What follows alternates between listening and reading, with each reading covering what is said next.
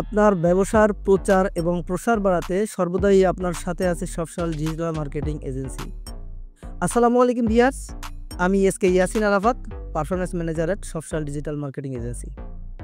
আজকে আবারও চলে আসলাম আপনাদের সামনে নতুন একটি বিষয় নিয়ে আলোচনা করার জন্য। সেটা হচ্ছে আমার আজকের আলোচনার বিষয়, ফেসবুক অ্যাডে কোনটা বেশি গুরুত্বপূর্ণ, টার্গেটিং নাকি ক্রিয়েটিভ? এটা প্রত্যেকটা ব্যবসায়ী ভাইদের মনে, প্রত্যেকটা ছোট ছোট যারা অ্যাড রান করেন এজেন্সি আছে, প্রত্যেকের মনেই এই প্রশ্নটা সর্বদাই আসে যে কোনটা বেশি গুরুত্বপূর্ণ। তো আজকে আমি এই বিষয়টা নিয়ে ক্লিয়ার করার চেষ্টা করব। আসলে ক্রিয়েটিভ কি, এটা আগে আমার বুঝতে হবে। ক্রিয়েটিভটা হচ্ছে আমার ব্যবসার উপস্থাপনা, আমার ব্যবসার, আমার প্রোডাক্ট বা আমার সার্ভিসের কি, সেটাই হচ্ছে আমার গ্রাহকের কাছে পৌঁছানো। এটা ভিজুয়ালে হতে পারে, যেমন হচ্ছে ছবি, পিকচার, অ্যাড কপি, কন্টেন্ট, লেখা, যেটা যাই হোক না কেন, এটা হচ্ছে অ্যাড কপি। তো অ্যাড কপি যদি সুন্দর না হয়, সেক্ষেত্রে হচ্ছে যে আপনার টার্গেটিং যত ভালোই করেন না কেন, আপনার কাজ হবে না। আমি উদাহরণ দিয়ে যদি বলতে পারি, টার্গেটিং আপনাকে আপনার গ্রাহকের দরজার কাছে নিয়ে যাবে, কিন্তু আপনার দরজাটা খুলতে সাহায্য করবে হচ্ছে আপনার অ্যাড কপিটা। আমরা ফেসবুকে সাধারণত যখন আমাদের ফেসবুকের যে গ্রাহকগুলো আছে, ক্লায়েন্টগুলো আছে, ক্রেতাগুলো আছে, খুব কম মানুষই ফেসবুকে কেনার উদ্দেশ্যে ফেসবুকে ঢুকে।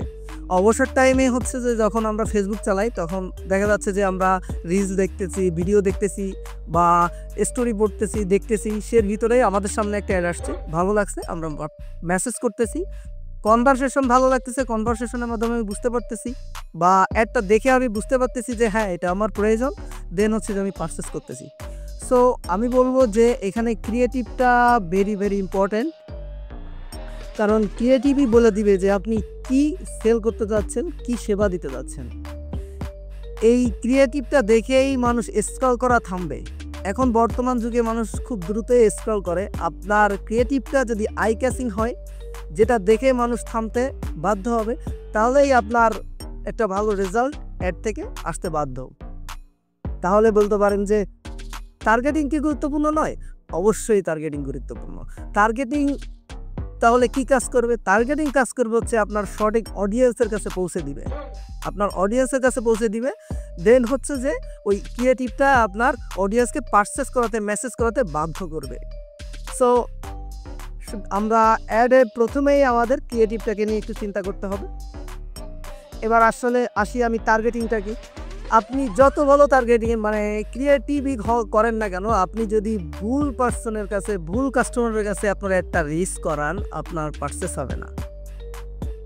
যেমন আপনি যদি একটা টি শার্ট, এক্সাম্পল হিসেবে আমি বলতে পারি, জার্সি টি শার্ট যেগুলো খেলাধুলা করে, আপনি এগুলো যদি ওমেন দিয়ে টার্গেট করেন বা হচ্ছে যে সাধারণভাবে টার্গেট করেন, যে যারা হচ্ছে শার্ট কিনতে পছন্দ বা জুতা কিনতে পছন্দ, তাদেরকে যদি টার্গেট করেন, সেল জেনারেট হওয়ার পসিবিলিটি খুবই কম। আপনার শুধুই ডলারগুলো ওয়েস্ট হবে।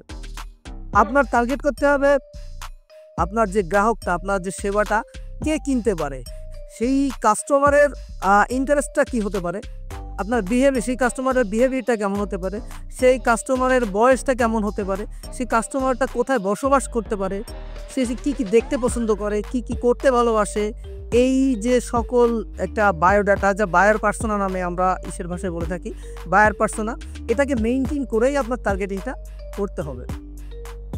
সো টার্গেটিংটা আমি এক্সাম্পল হিসেবে যেটা বলতে চাইছিলাম, যে আমি জার্সির যে টার্গেটিংটা করতে চাই, আমি কিভাবে করতে পারি।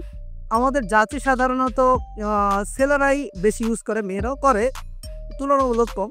তো এক্ষেত্রে আমি টার্গেটিংটা এমনভাবে করতে পারি, যারা স্পোর্টস রিলেটেড কোনো ক্লাবের সাথে জড়িত, বা কোনো যেমন আমাদের IPL আছে, BPL আছে, ICC আছে, ওয়ার্ল্ড কাপ আছে, ফিফা আছে, তারপরে যে প্লেয়ারগুলো আছে, রোনালদিনো আছে, মেসি আছে, ইত্যাদি ইত্যাদি। এই যে যারা স্পোর্টস রিলেটেড, তাদের সাথে যারা ইন্টারেস্ট আছে, বা যারা হচ্ছে যে তাদের যে বিহেভিয়ারটা এরকম, তো এই সমস্ত কাস্টমার যদি আমরা টার্গেট করতে পারি, সেক্ষেত্রে আমরা অবশ্যই সঠিক অডিয়েন্সটাই টার্গেট করতে পারবো। আমার অ্যাড কপি যদি সুন্দর না হয়, আমার ক্রিয়েটিভ যদি সুন্দর না হয়, তার প্রয়োজন, বাট সে মুভ আউট করবে, অন্য কোনো পেজে চলে যাবে। যেহেতু আমার ভিডিওটা উপস্থাপনাটা ঘোলাটে সুন্দর, আমি আমার অ্যাড কপিতে তুলতে পারলাম না যে আমার প্রোডাক্টের গুণগত মান কীরকম, পড়লে বা ইউজ করলে সে কীভাবে লাভবান হবে, না কিনলে কীভাবে ক্ষতিগ্রস্ত হবে, এগুলো আমি তুলতে পারলাম না। একটা গ্রাহক সাধারণত 3 সেকেন্ডের ভিতরেই কোনো ক্রিয়েটিভের ভিতরে আকর্ষিত হয়, অ্যাট্রাকটিভ হয়। তো 3 সেকেন্ডের ভিতরে আপনার এমন কিছু অফার, এমন কিছু ক্রিয়েটিভ দিতে হবে যে 3 সেকেন্ডের ভিতরেই যেন অ্যাটেনশন গ্রাফটা করতে পারে, স্ক্রল করে অন্যদিকে চলে যেতে না পারে। তাহলে আরেকটা প্রশ্ন আসতে পারে, আমার অ্যাড ক্রিয়েটিভটা কেমন হতে পারে? আপনার অ্যাড ক্রিয়েটিভটা হবে পিকচার যদি দেন, পিকচার রেজুলেশনটা সুন্দর হতে হবে, ভিডিও রেজুলেশন, ভয়েস ক্লিয়ার হতে হবে, আপনার অ্যাড কপিতে সুন্দর কন্টেন্ট থাকতে হবে, আপনার অ্যাড কপিতে সিটিআর বা টোনটা ক্লিয়ার থাকতে হবে, এক্স্যাক্টলি আপনি কী চাচ্ছেন, মেসেজ চাচ্ছেন নাকি লার্ন মোড চাচ্ছেন নাকি লিস্ট চাচ্ছেন, ক্লিয়ার হতে হবে।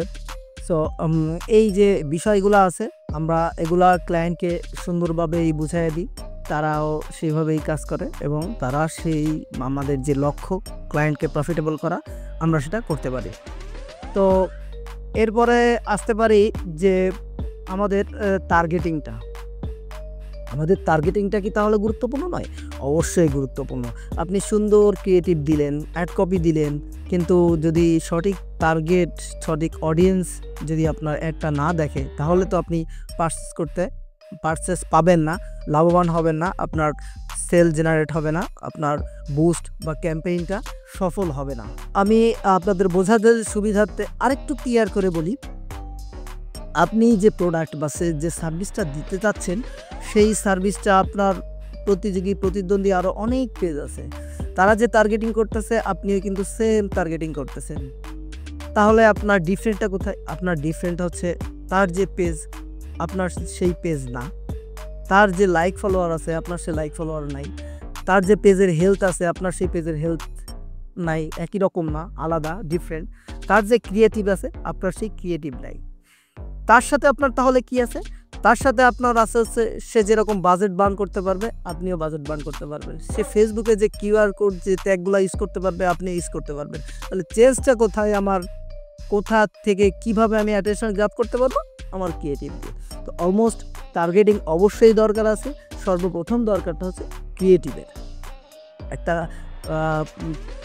যখন যখন ফেসবুকে ঢুকে তখন অনেক ইউজার আছে আমাদের যারা পারচেস করে, তার ভিতর 80%, 60%, 90% কাস্টমারই হচ্ছে যে করে না, মানে নিয়ত করে ঢোকে না, যেটাকে বলি আমরা নিয়ত করে ঢোকে না যে আমি এটা পারচেস করবো। আমি একটা রিলস দেখতেছি, রিলসের ভিতরেই আমার অ্যাডটা ভালো লাগছে, অ্যাড কপিটা ভালো লাগছে, ওইখানে ঢোকে কনভারসেশন করার পরে সে বুঝতে পারতেছে হ্যাঁ ভালো লাগতেছে, ওটা পারচেস করে।